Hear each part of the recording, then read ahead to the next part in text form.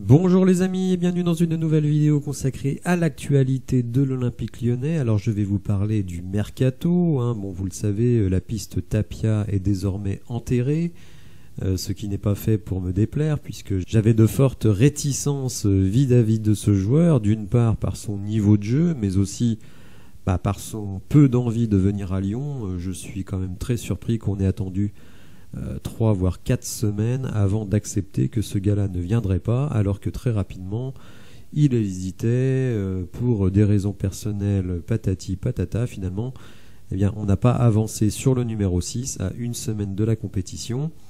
Alors j'ai posté dans mon onglet communauté un petit billet d'humeur ce matin qui a fait beaucoup réagir. Écoutez, voilà, c'est mon point, c'est mon état d'esprit du moment.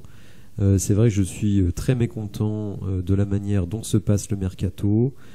Même avec l'encadrement de la DNCG, j'espérais quand même qu'on fasse mieux que ce qu'on a fait jusqu'à présent. Alors je ne juge pas le mercato dans son ensemble, puisque le mercato, on le jugera après le 1er septembre, date limite, avec les arrivées, mais évidemment aussi les départs. Alors, Hugo Guimet consacre un article au mercato de l'Olympique Lyonnais et vous voyez le titre, l'OL va-t-il céder à la tentation des ventes de Barcola et Lukeba? Alors Hugo Guimet nous dit qu'en interne, il n'est pas du tout question qu'aucun de ces deux joueurs ne parte. De toute façon, on va dire la communication du club, c'est de dire aucun des joueurs majeurs de l'équipe ne partira. Donc ça inclut évidemment Lacazette, Cherki, malheureusement Tagliafico. Je pense que s'il y avait un joueur à sacrifier, c'était bien Tagliafico. Mais vous allez voir, Hugo Guimet nous dit 2-3 autres trucs supplémentaires dans l'article. Alors il nous précise qu'au-delà de la communication, et d'une certaine manière c'est assez habile, eh bien, ce qui permet de garder les deux joueurs, ce sont leurs tout petits salaires. Finalement, vous avez des joueurs de très haut niveau, du niveau titulaire Ligue 1, on va dire top 5 de Ligue 1, à moins de 400 000 euros pour Barcola et 100 000 euros pour Lukeba. Donc évidemment, impossible de rivaliser avec ces salaires-là. Vous le savez, il y a deux enveloppes, il y a l'enveloppe de la masse salariale et il y a l'enveloppe des transferts. Donc transférer un de ces deux joueurs, ce serait très bien pour l'enveloppe des transferts, mais comme ils ont des petits salaires et que visiblement on a déjà atteint le taquet en masse salariale, en témoignent les artifices pour recruter Douye Caleta-Tchar, dont je vais parler dans quelques instants. Mais il faudrait être complètement crétin pour transférer ces deux joueurs, d'autant que on peut penser que concernant Lukeba, sa valeur ne va pas baisser. Je ne pense pas qu'elle va beaucoup augmenter, mais elle ne va pas baisser. Par contre, celle de Barcola, elle peut exploser l'année prochaine si nous réussit un petit 15-15, c'est-à-dire 15 buts, 15 passes décisives, et c'est ce que je le vois faire la saison qui vient. Alors Hugo Guimet nous dit aussi que Leipzig va revenir à l'assaut pour Lukeba. Vous savez, ils vont vendre Guardiol pour 90 millions à Manchester City, plus 10 millions de bonus, donc évidemment...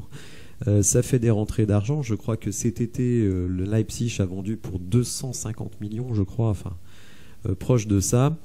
Et donc, ils vont refaire une offre pour Lukeba.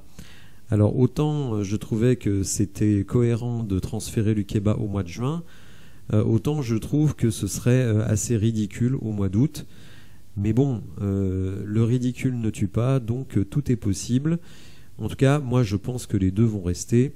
Et comme je l'ai dit, peut-être que Lukeba il sera vendu au mois de janvier, puisque vous savez que John Textor veut faire venir Adrielson, son défenseur central de Botafogo.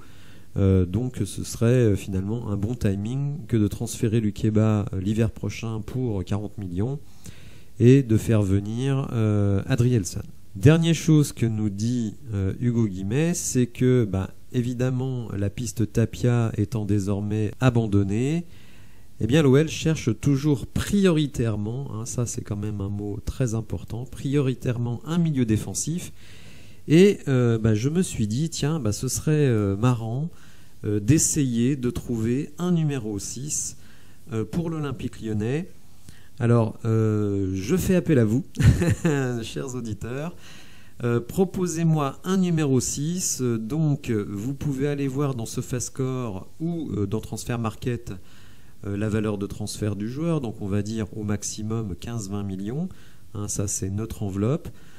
Pour les salaires, c'est plus compliqué, mais ils sont disponibles sur le site Capology, avec un Y à la fin. Vous retrouvez également ces éléments sur le site FBRF. Vous allez sur l'onglet du club et vous avez un lien pour les salaires. Alors ce n'est pas disponible pour tous les championnats, mais on partira de deux principes. C'est que les gros championnats européens, c'est-à-dire le top 5, hein, pour être rapide, là vous trouverez les salaires dans FBRF. Et les championnats plus mineurs, comme l'Autriche par exemple, on considérera que le salaire est dans notre enveloppe budgétaire. Donc je vous invite, voilà, chers amis, à aller me proposer un numéro 6 et je ferai une vidéo spéciale, s'il y a suffisamment de matière, pour dire ce que je pense de chacune des candidatures. Donc voilà, si ça vous plaît de faire ça, eh bien aidons l'Olympique Lyonnais à trouver un numéro 6. L'autre gros recrutement attendu avant fin août est celui d'un ailier gauche capable de jouer des deux côtés. Visiblement, Jeffinho, qui ne m'a pas convaincu, n'a pas plus convaincu le staff lyonnais, qui se dit on ne peut pas faire la saison avec Jeffinho titulaire, et je suis bien d'accord sur ce point. Et d'ailleurs, je pense que l'OL, dans un premier temps, va utiliser Ryan Cherki dans ce rôle. D'ailleurs, je vous proposerai une composition d'équipe pour le match de Crystal Palace après vous avoir présenté un petit peu cette équipe de Crystal Palace. Alors un petit mot quand même sur Douye Kaleta-Tchar. Bon, je l'ai dit dans l'onglet communauté, mais je vais le répéter puisque tout le monde ne va pas voir mon onglet communauté. C'est vrai que je m'étonne un peu de ce recrutement de Douye Kaleta-Tchar. Alors on sait effectivement Sinali Diomandé est sur le départ. Je ne suis pas sûr qu'il y ait une grosse différence de niveau entre Diomandé et Kaleta-Tchar. Diomandé est à 600 000 €, Kaleta-Tchar c'est 3 fois plus, donc à la limite je préfère garder Diomandé qui est 3 fois moins cher. On a également Mamadou Sarr, hein, notre jeune talent.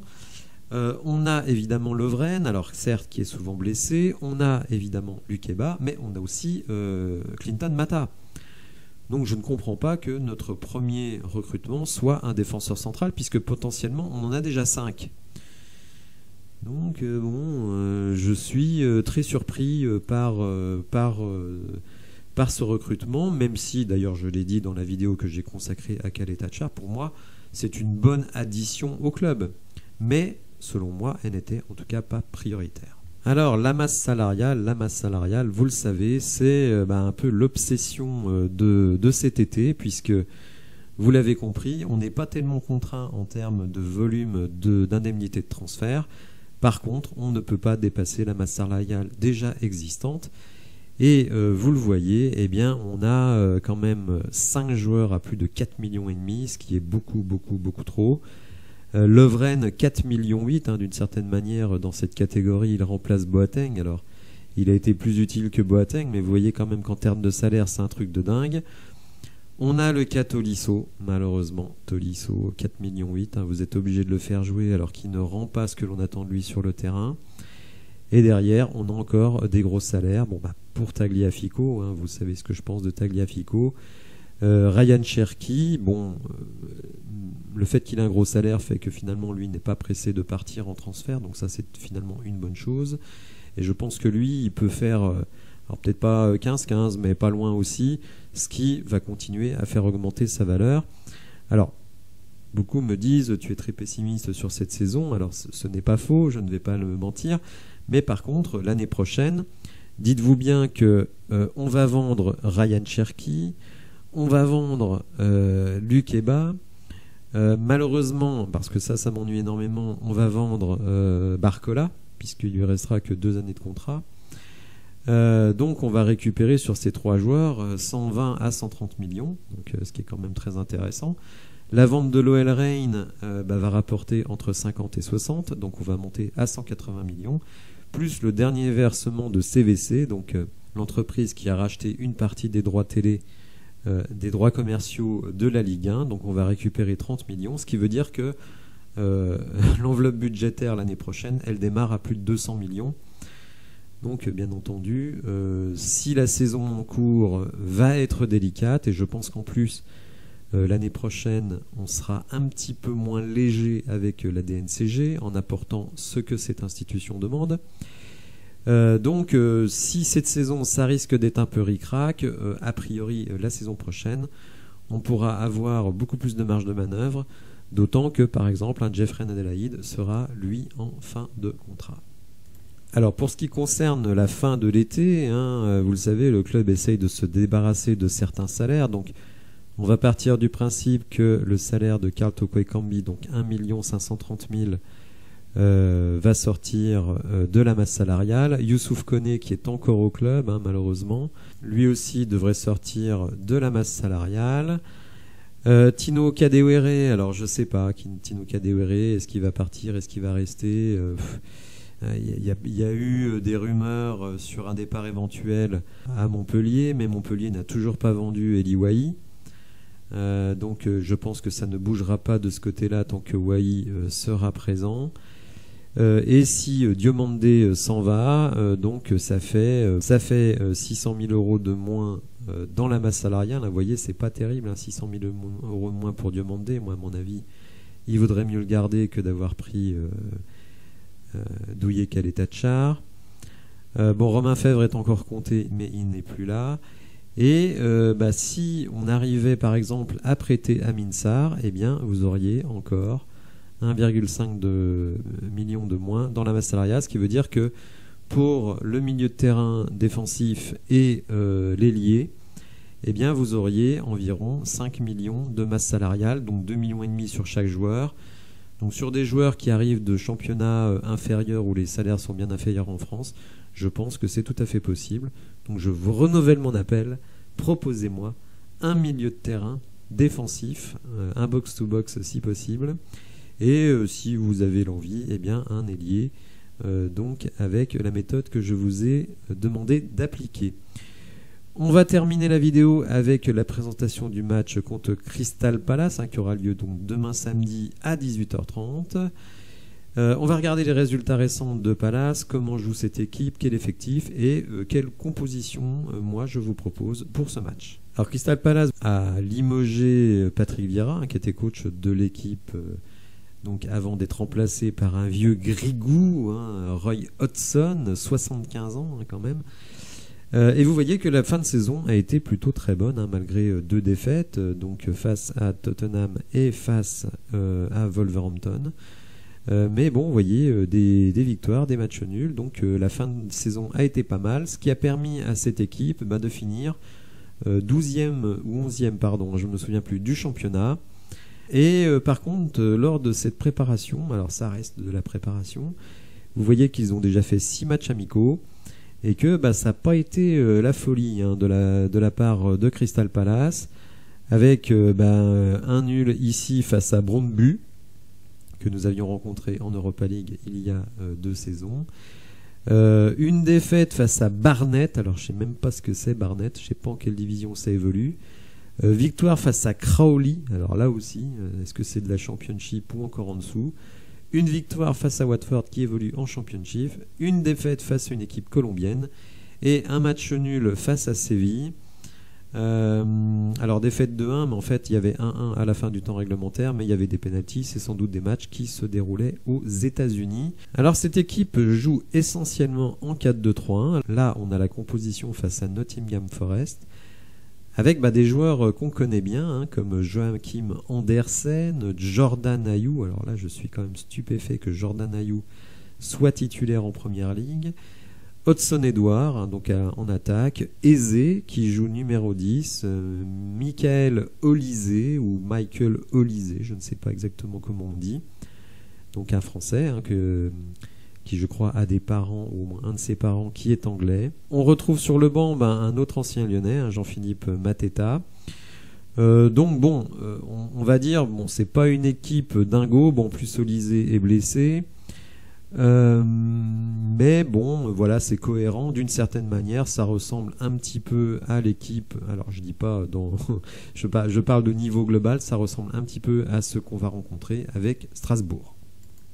Alors, je propose une composition d'équipe qui, je vous le dis tout de suite, n'a rien de révolutionnaire. Disons que c'est celle que je pense va aligner Laurent Blanc. Donc un 4-3-3, alors un 4-3-3 avec Anthony Lopez dans les buts, Tagliafico, Lukeba, jusque-là rien de nouveau. Caleta-Char, donc peut-être que ce sera Diomandé, vous savez que Laurent Blanc est parfois assez conservateur, donc on peut imaginer qu'il commence avec Diomandé. Clinton Mata, à mon avis, sera préféré à Koumbedi. Alors ça, bon, je miserai pas ma chemise là-dessus, mais pourquoi pas commencer avec Kelly Alvero, purement en sentinelle, donc un peu un ratisseur, donc qui n'a pas des super pieds, donc pourquoi pas commencer avec lui, qui a une présence intimidante devant la défense. Pour le coup, le terme de sentinelle s'applique parfaitement à lui. Deux numéro 8, donc Corentin Tolisso et Maxence Cacré, et vous le voyez, je ne mets pas à dessein de numéro 10, puisque je mets Ryan Cherki dans l'aile, à gauche, Lacazette en pointe et Barcola à droite. Ce qui me plaît bien dans le fait d'avoir Cacré assez haut, c'est sa capacité évidemment de pressing. Alors vous allez me dire, de ce côté-là, ça va presser incontestablement avec Barcola et Cacré, mais de ce côté-là, Tolisso et Cherki, c'est plus embêtant. Alors on peut imaginer mettre Cacré de ce côté-là, on va dire pour aider Ryan dans le pressing avec une aide de Lacazette. J'ai pas de religion sur le sujet, mais voilà, donc 4-3-3 avec deux numéro 8, pas de numéro 10, Ryan Cherki dans l'aile. Bon, on peut imaginer aussi donc se retrouver avec l'équipe qui est terminée en fin de saison avec un 4-2-3-1, Tolisso, Cacré derrière, Ryan Cherki en 10 et Jeffinho dans l'aile. Bon, on verra, pour le moment, les équipes n'ont pas été publiées. N'hésitez pas à me dire dans les commentaires quelle équipe vous souhaitez voir dans ce match. Je pense quand même que c'est un match qui est très important parce que pour le moment, on reste quand même sur 3 défaites consécutives, 3 buts à 1, 1 but à 0 sans avoir montré grand-chose, notamment sur le plan offensif. Là, a priori, on va avoir l'équipe qui va quasiment débuter la saison, sauf peut-être avec le défenseur central et la sentinelle. Donc pour se rassurer, pour se donner de la confiance, pour aborder le match face à Strasbourg dans les meilleures conditions, je pense qu'une victoire est absolument indispensable. Voilà, j'espère que vous appréciez la vidéo. Si c'est le cas, n'hésitez pas à la liker, à vous abonner à la chaîne et je vous dis à bientôt pour de nouvelles infos. Merci, au revoir.